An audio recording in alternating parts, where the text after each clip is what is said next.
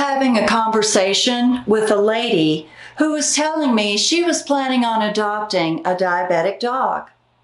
I was pleased that she would adopt a dog with a disease like diabetes because of her age and the extra care that is required and the strict routine that would be added to her schedule. I was shocked when she said that she was told that caring for a dog with diabetes just required a shot of insulin, and otherwise the dog would be just like a healthy dog.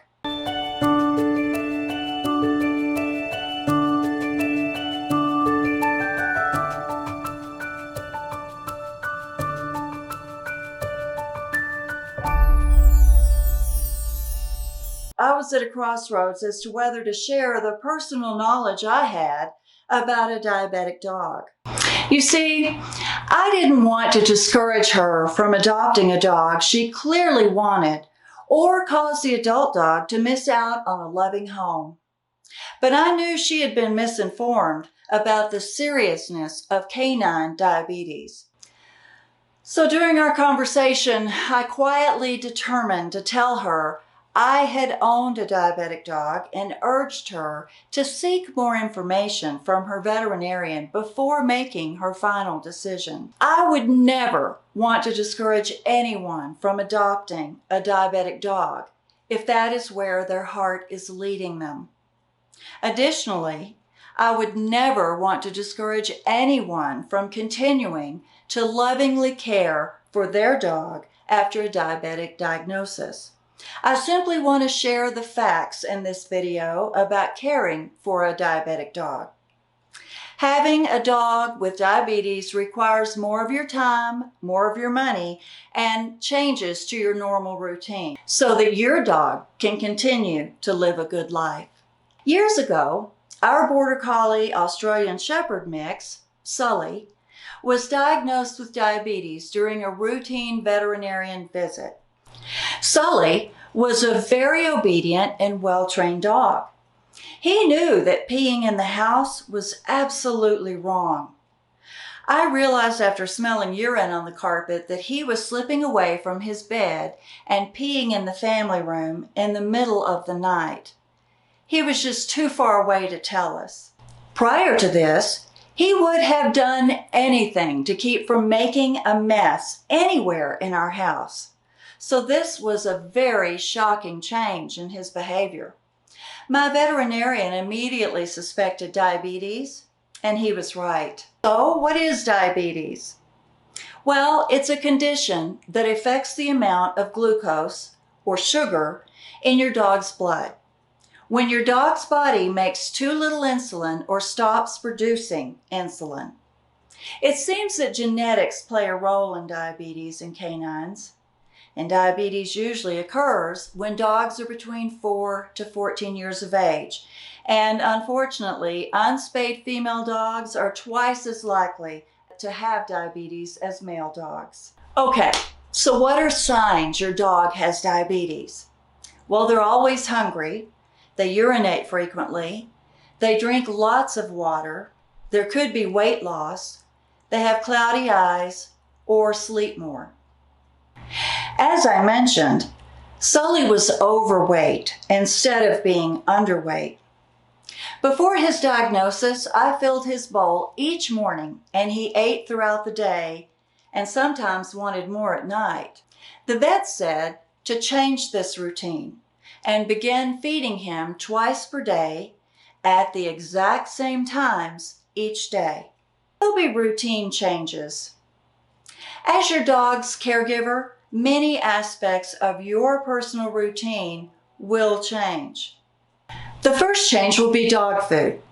Keep the diet for your dog consistent by giving the same amount of a high-protein, low-carbohydrate kibble. Make sure you check the suggested amount to feed based on your dog's desired weight. Have a strict feeding routine. You need to begin feeding at the same time each day and giving insulin after feeding to help keep sugar levels stable. In our case, we were told to feed Sully 12 hours apart. We fed him at 7 a.m. and 7 p.m. Extra treats or changes in treats should be avoided unless recommended by your veterinarian. Plus, there'll be daily exercise. Keeping your dog active with a daily walk or playtime is highly recommended. Exercise burns more glucose, so lowers their blood sugar level. Exercise and level of play should not change, however, without consulting your veterinarian. You'll need to monitor your dog's glucose level. Monitoring the sugar or glucose can be done through blood tests or urine tests. These days, some veterinarians suggest that you use a little device called a glucose monitor, where you get a blood sample from their ear, you put it on a test strip and insert it into a glucometer and compare the reading to a normal level in dogs. A glucometer wasn't an option for us at the time. In my case, the vet determined the amount of insulin to give after doing blood tests for an entire day with Sully. I was instructed to give Sully the same amount of insulin twice per day just before he ate his morning and evening meal. There'll be added expense as well. Diabetes is a chronic disease, so your dog requires more vet visits for successful management. Regular checkups are vital in identifying changes in your dog's condition.